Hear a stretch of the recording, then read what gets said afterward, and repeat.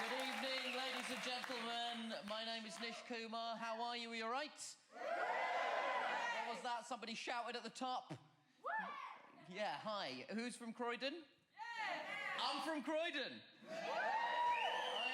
I'm a prominent Croydoner. It's the only other two things to come out of Croydon are Kate Moss and the concept of crime. So, great to see you all, ladies and gentlemen, and you, yeah. Of course, it would be the people from Croydon who are shouting, not doing anything to help our image. It's nice to be here, ladies and gentlemen. My name's Nish. I hope you enjoy the jokes. I've got some jokes to tell you. I hope you enjoy them. If you don't, wow, I am sorry. That will almost certainly have been my fault. At least 60-40 that way round, you know? Because the problem is, that's the problem with comedy. Like, I love being a comedian, and it's a job that I absolutely adore. But it's a strange job, because I might do it to the best of my abilities, and you might not enjoy it. That's the nature of comedy. It's an inherently subjective medium. No two people can agree on what's funny. So if you don't think I'm funny, that's absolutely fine. The only problem I have as a comedian is that if somebody thinks what I'm doing is not funny, it stops being comedy. And there's no other job like that. If you're a builder and you build a wall, people go, that's a good wall, or that's a shit wall. No one says, that is not a wall. You built a bloody duck, mate. What are you thinking? And I like the fact that people have different opinions. I like arguing. I think that's part of what makes being a human being interesting and exciting. I don't like it when people can't justify their opinions or they do so on spurious grounds. Like, my dad doesn't like rap music. Now, listen, I like rap music, but I know there's a lot of good reasons to not like rap music. Misogyny, homophobia, the needless celebration of wealth. My dad doesn't like rap... That does not normally get a laugh. It's very unusual, people being like, yeah. I love all three of those things. My dad doesn't like rap music because he says it's easy, and then he will prove that by doing a rap. You go, rap music's really easy, Nish. Watch this. My name is Dad, and I'm here to say I'm a really great guy. That's not proof of anything. You can't say something's easy and your evidence is you do it badly. That's like me going, jazz music's really easy. Watch this. Blah, blah, blah. Oh, check out this easy juggling.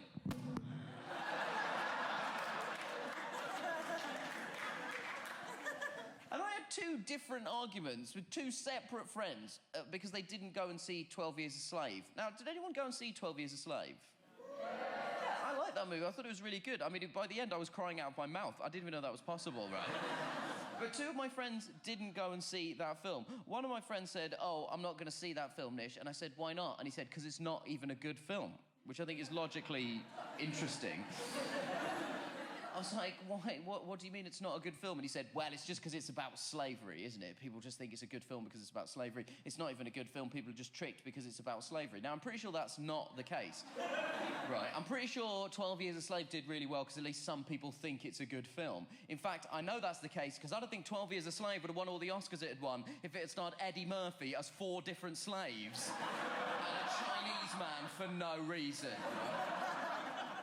And then one of my other friends just went, I don't need to see that film, Nish. And I said, why not? And he said, oh, because I already know slavery was bad?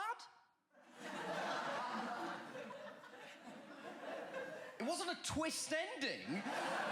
It's not like the rest of us got to the ending and went, oh my God, slavery was the bad guy. This is like the Sixth Sense.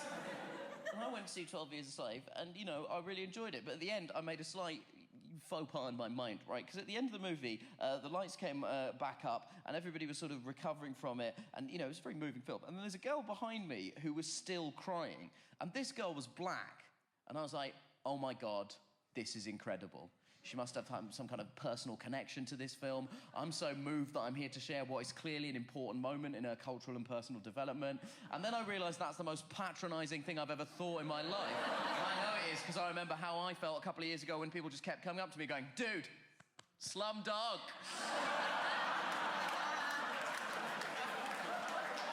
Slumdog Millionaire, I have tasted your pain.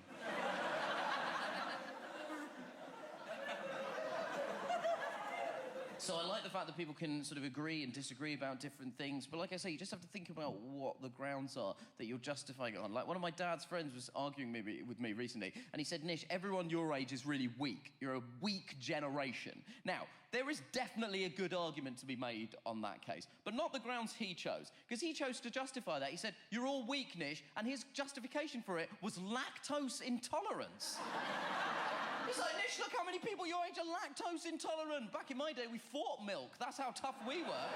But of course, we all know that that's not how disease and discovery works. The same number of people have always been lactose intolerant. It's just now we know it's called that. 50 years ago, somebody would go to the doctor and be like, doctor, I don't know what's wrong with me. I drink milk all the time and I feel awful. What's wrong with me? And the doctor just go, ghosts. Right? That was the best guess that they could come up with. So, I'm a British Asian gentleman, and it's a good time to be a British Asian gentleman right now. It's a pretty sweet time, you know? It's pretty good. Like, I really believe that there's nothing I can't do right now that a white person can. I really believe that. There's nothing I can't do that a white person can do. There's one thing I can't do that white people can do, and that's play pranks at an international airport, because... You know, I don't care what you say. That fun is not open to you if you have the voice of Downton Abbey but the face of Homeland. That is not an option.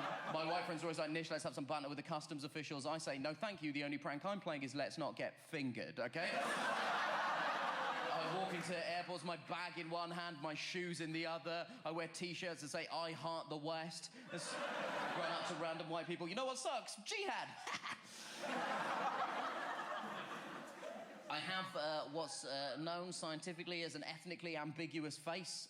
No one really seems to know where I come from, which just means I get searched at customs everywhere. Like, I don't know, like, people just really hedging their bets with me.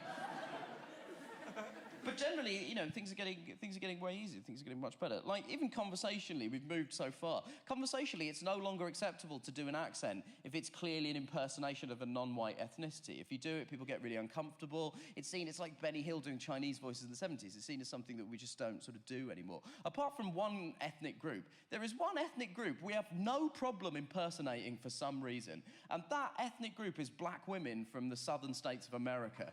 Because for some weird reason, no matter how liberal a person is, occasionally they'll just go, and you know mama don't like that. You're like, how is that okay? That is definitely not okay.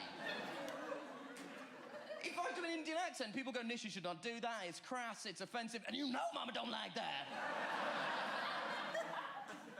And if you take nothing away from anything else I say to you tonight, ladies and gentlemen, let it be this. I think we can all agree that Mama Don't Like That would definitely be the name of that Eddie Murphy remake of 12 Years a Slave. That is... almost beyond doubt. I've had a lot of changes in my personal life. I was single for a long time, but I've recently taken a woman. I'm almost certain that is not how you're supposed to phrase that, right? I was single for a long time because I was always quite sexually reticent. Like, when I was at school, I didn't really kiss girls, largely because I was busy getting some excellent A-level results. Did very well. Thank you, yes, correct.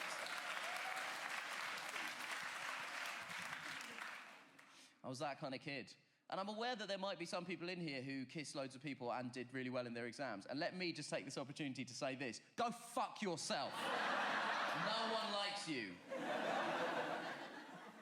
I was not the most sporty kid, to be honest. When I was at school, the only sport I really played to any distinction was cricket. I loved playing cricket. I still love playing cricket now, but I loved playing cricket when I was at school. And eventually I won an award for playing cricket. Now, every year they would give out awards for playing cricket that were all pretty self-explanatory. There was best batsman, that's the best batsman. Best bowler, that's the best bowler. Best player, that's the best all-round player. Then there was the award that I won, an award called Clubman of the Year. An award which I've subsequently found out was presented on the criteria of the boy who'd shown the most enthusiasm in the face of, and I quote, an overwhelming lack of ability.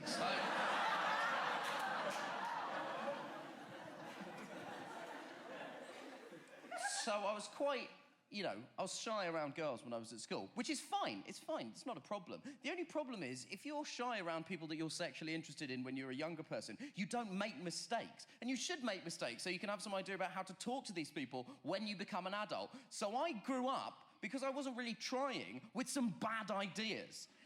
About 5 years ago, I became obsessed with the idea that I needed to be more mysterious. I was like, I need to be more mysterious. That's what girls like. Now, yeah, fair enough, okay? let me explain my reasoning. At the time, I was watching a lot of episodes of the TV show Mad Men. Now, the lead character in Mad Men is Don Draper, and he's really mysterious and attractive. So I was like, well, that's what I'll do. I'll be mysterious, and so I'll become attractive. Now, the key problem here is that Don Draper is played by John Hamm. I am not played by John Hamm. And when I try and be mysterious, it just comes off as threatening. I once said to a woman with no discernible trace of irony, "You have no idea what I'm capable of."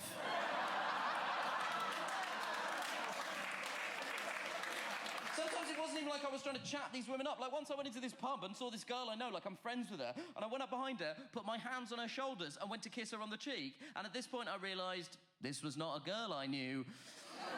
This was a girl who looked like a girl I knew. Now, that is a retrievable situation. All you have to do is say, "I do apologise, madam. I thought you were someone else. Have a nice day." What you must not do is have your hands on a woman's shoulders, be this close to her face. When she turns around, just go, "Oh, dear."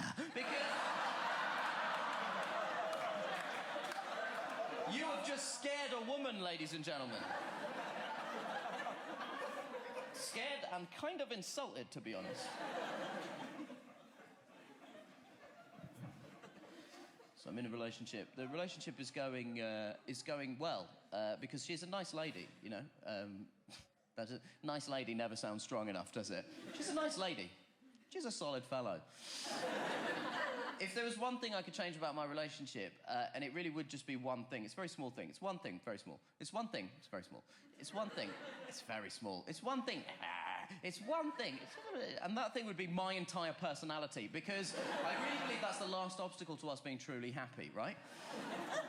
My girlfriend and I were in Australia last year, and we were in Sydney, and Sydney's an incredibly beautiful city. It really delivers on its postcard, right? There's a point you can stand in Sydney where you've got the Harbour Bridge on one side and the Opera House on the other side, and you can watch this you can just stand there and just look at this incredible view. It's really, really beautiful. And I'm there with my girlfriend. We've had this amazing holiday together. We've grown closer as a couple, and we're in this incredible place. Now, that should be a moment of real fundamental existential calm for me, right? But for some reason, at that exact moment, the thought in my head was, this will be one of those things you look back on fondly when you've broken up. Who the hell thinks like that? Who can't experience one moment of joy without immediately thinking, that's one for the sorrow montage? That is weapons-grade pessimism. That's like someone saying, do you think this glass is half full or half empty? And me just replying, does it matter? One day we'll all be dead. And it surprised me. I didn't know I was capable of that sort of volcanic pessimism. It just sort of came out of nowhere. And I said to my girlfriend afterwards, I think I might be quite a pessimistic person. And she was like, yes, you are, Nish. Me and your friends talk about it all the time. And I felt so foolish because I felt like I had this whole sense of who I was as a person. And the more I talked to my girlfriend, the more that turned out to not be the case. I sort of think of myself as a sort of free spirit, an optimistic dreamer who wears his heart on his sleeve on his shirt, and his shirt on his torso, right? Now that I have a girlfriend, she's like, Nish, you are none of those things. You're an introverted pessimist, and frankly, it's quite difficult to be around you a lot of the time. Now, the problem is that for a long time, I was single, so my personality was under no real intimate scrutiny.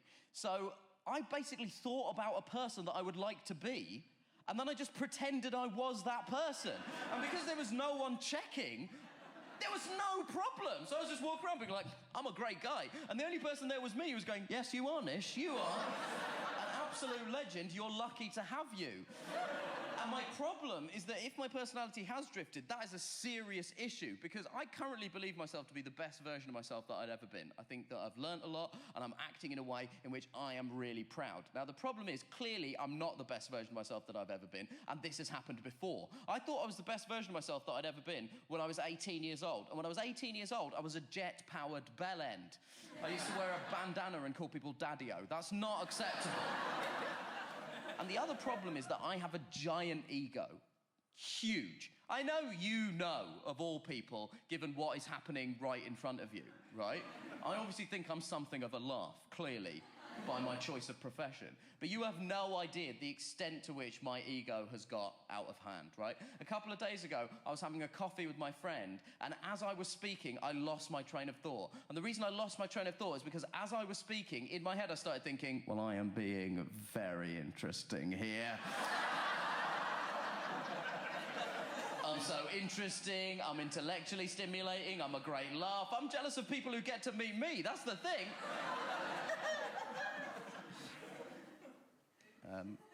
So, the reason that my girlfriend and I have been out in Australia is I'd been out in Australia doing some gigs. I was doing some gigs at the Melbourne Comedy Festival. Now, the gigs were really fun, which is good because I didn't think they were going to be. Because before I went to do the gigs, there was an incident. Now, a lot of the time when you go to a comedy festival, there's too many comedians to interview, all sort of individually. So what they'll do is they'll send out Q&As. Now, these are all the same questions everyone gets, and they're all like, it's like a standard form that you get sent out. And they're all sort of boring questions like, where are you from, who are your favourite comedians, blah, blah, blah. Then, occasionally, journalists will get creative. I have no idea why they feel the need to ask wacky questions, but they ask some wacky questions. There'll be a question like, oh, if your comedy show was a dog, what kind of dog would it be? I'm so wacky. Maybe I should be a comedian. What? Shut up. Now, I'm filling one of these things out, and I'm happy to do it because I get to go to Australia, and I'm going through one of these questions, and there's also boring questions like, where are you from, who are your favourite comedians? Then, there is a question that's been personalised for me. It's in a different font, so I spot it a mile off. It's clearly been inserted into an existing document. And the question that these people had personalised for me was this. How come Christians are allowed to draw pictures of their prophets and Muslims aren't? To which the obvious answer is, I don't know. My parents are Hindus. I've got no idea why they would think I would know. Now, one of two things has happened here. Either these people have seen that I've got a foreign name and just thought, must be a Muzza, definite Muzza. Nish Kumar is a classic Muzza name. Or they think we have non-white people meetings where we assemble, set the non-white agenda for the year, and then retire to a screening room where we watch a DVD of Boys in the Hood. And let me tell you something, ladies and gentlemen. I was doing a gig in a part of the UK which I will not name, and there was a group of sort of nervous-looking middle-aged white people here, and it was a three-sided room. So there were two banks of seats here which were empty, apart from one black guy who was sat here, presumably because they were keeping an eye on him. And this guy obviously decided he was going to have some fun, right? Because when I used the phrase non-white people meetings, he turned to make sure that they were all looking at him, and then in full view of all of these people, just looked at me and went...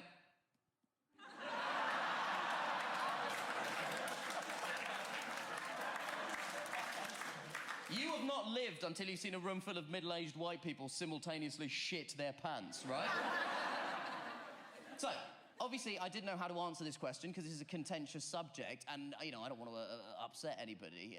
But I was offended. Like, I didn't think they had the right to ask me those kind of questions. My Muslim friends would know how to answer that question. So I felt very uncomfortable. But it was hard for me to articulate my discomfort because the next question was, oh, if your comedy show was grass, would you feed it to a horse? And I was like, you can't jump back into whimsy after you've just asked me a serious theological question. But then, luckily, there was a little scope for discussion, because the last question wasn't really a question. It was a task. They had given us the first half of a joke, and we had to complete the second half. They'd given us the feed line, we had to write the punchline. You're supposed to complete this in a way that shows your distinctive style of humour so people will come and watch you do the show. And the feed line that they'd given us, the first half of the joke, was a book walks into a bar and sees a bookcase. And this is how I finished the joke. A book walks into a bar and sees a bookcase. The book says, hey, bookcase! How come Christians are allowed to draw pictures of their prophets and Muslims aren't? And the bookcase said, I don't know. I am a bookcase.